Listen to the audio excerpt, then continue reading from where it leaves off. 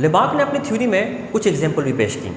उन एग्जाम्पल में एक जिराफ की एग्जाम्पल भी थी और एक एग्जाम्पल उसने जो दी थी वो थी सांप की, स्नेक की। देखिए जिराफ जो है उसके एंसेस्टर के बारे में कहा जाता है कि उसके जो एंसेस्टर्स हैं वो एक ज़ेब्रा टाइप के एनिमल्स थे, मतलब इतनी उनकी गर्दन लंबी नहीं थी और अगली टांगें भी ज़्यादा लंबी नहीं थी। आप जिराफ को देखते हैं ना तो उसकी गर्दन भी बहुत लंबी होती है और आगे वाली टांगें पिछली टांगों के मुकाबले में थोड़ी ज़्यादा बड़ी होती हैं। अब जिराफ के जो एंसेस्टर थे वो बिल्कुल यानी ज़ेब्रा की तरह के एनिमल थे, मतलब 4 टांगें भी बराबर थी, गर्दन भी छोटी थी। तो फिर ये ऐसे कैसे हुआ?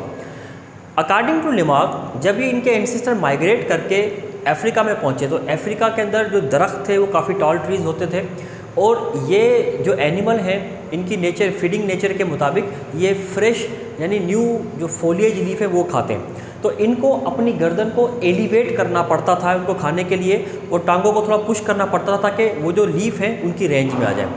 ये प्रोसेस जनरेशन आफ्टर जनरेशन चलता गया और ये कैरेक्टर इन ऑर्गेनिजम्स ने अपने इन्वायरमेंट से अडॉप्ट किया और जनरेशन आफ्टर जनरेशन इसको ट्रांसमिट करते गए, आगे ये कैरेक्टर जो ट्रांसमिट होता गया।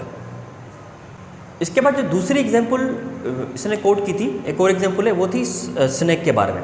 अब स्नेक का जो एनिमल है इसके बारे में कहा जाता है कि इसके एंसेस्टर जो है इनके अंदर बाकायदा 2 पेयर ऑफ लेग्स मौजूद थी, मतलब 4 लिम्ब और हाइंड लिम्ब इसमें मौजूद थे। और इसका एक एविडेंसेस क्या आता है कि अगर आप स्नेक स्केलेटन को स्टडी करते हैं तो इसके अंदर ग्रिडल्स मौजूद है। ग्रिडल कहते हैं उन पॉइंट्स को जहाँ से आपका अपेंडिकुलर स्केलेटन एक्सियल स्केलेटन के साथ अटैच होता है। एक्सियल स्केलेटन हमारी जैसे कि स्कल है, वर्टिब्रल कॉलम है और ये रिब्स हैं, स्टर्नम है, ये हमारी क्या है एक्सियल स्केलेटन है। हमारे हाथ और पाँव अपेंडिकुलर स्केलेटन होते हैं। तो जिस तरह ये शोल्डर है ये यहाँ पर अटैच हो रहा है और हिप जॉइंट से हमारी टांगें अटैच हो रही हैं, ये पॉइंट ग्रिडल्स कहलाते हैं जहाँ से हमारा अपेंडिकुलर स्केलेटन एक्सियल स्केलेटन के साथ अटैच हो रहा हो। 4 लिम्ब जहाँ से अटैच हो रहे हैं ये पेक्टोरल ग्रिडल कहलाता है और हाइंड लिम्ब जहाँ से अटैच हो रहे हैं ये पेल्विक ग्रिडल कहलाता है। तो सांप के जो स्केलेटन है इसमें ग्रिडल की मौजूदगी इस बात को इंडिकेट करती है कि इनके अंदर भी लिम्ब्स यानी टांगें मौजूद थीं जो इनके एंसेस्टर में थीं।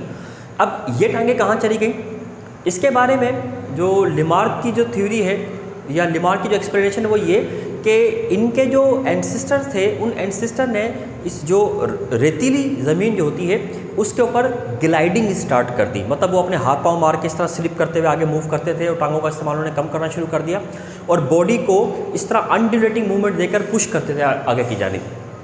इसके अलावा छोटे छोटे क्रैक्स में ये अंदर घुस जाती थी अपने आप को अपने प्रीडेटर से बचाने के लिए, किसी शिकार को पकड़ने के लिए। तो वहाँ पर भी इनको टांगे चलाने का मौका नहीं मिलता था, तो अपनी बॉडी को इस तरह करते करते आगे की जानिब मूव करती थी।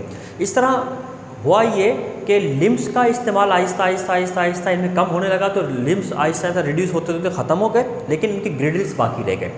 जबकि ये इनकी बॉडी इलांगेटेड भी हो गई और अनड्यूलेटिंग मूवमेंट इनमें डेवलप करती गई, जिसकी वजह से आज भी ये उसी तरीके से ही मूव करते हैं।